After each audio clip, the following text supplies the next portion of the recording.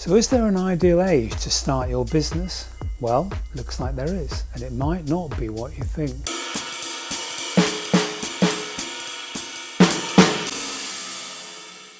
I've been researching this topic and I've pulled together as many sources as I can to see if we can get an answer on age.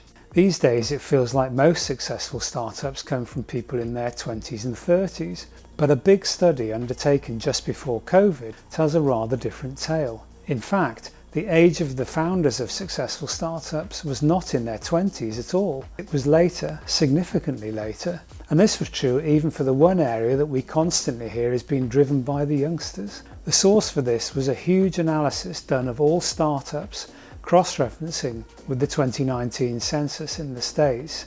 It looked at 2.7 million business startups in the US. We always hear of corporations that were started in dorm rooms, but there are a couple of stats that might blow your mind. The average age of a successful tech entrepreneur is in fact 45, not 25. And the average age of a founder who has successfully exited the company, they sold it or they were acquired, was nearly 47. That's the age they were when they founded the company, don't forget, not when they sold it.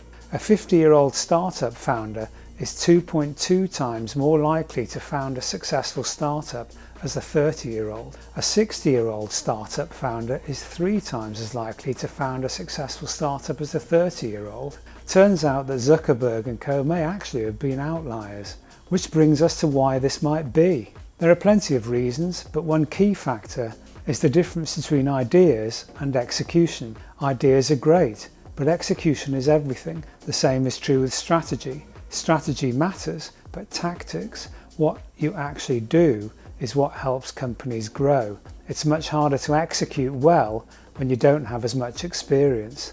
It's much harder to make smart tactical decisions when you have limited experience. Yes, younger people can have transformative ideas, but what they don't have is the experience and delivery background to turn a great idea into reality. So for me, there are 2 takeaways overall.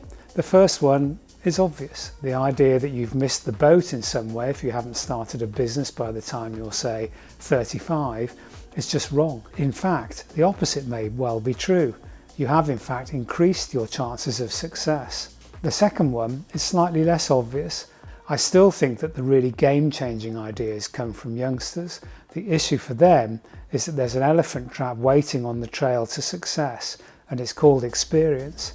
But there are plenty of ways to get the input of experienced business people. There are mentors out there. There are probably older business people among your LinkedIn contacts who will discuss issues that you have. And on a more formalised basis, if things do look like really taking off, non-executive directors have a role here too.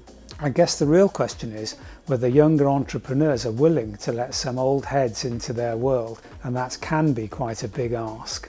Anyway, hope you enjoyed this, and I'll talk to you again soon.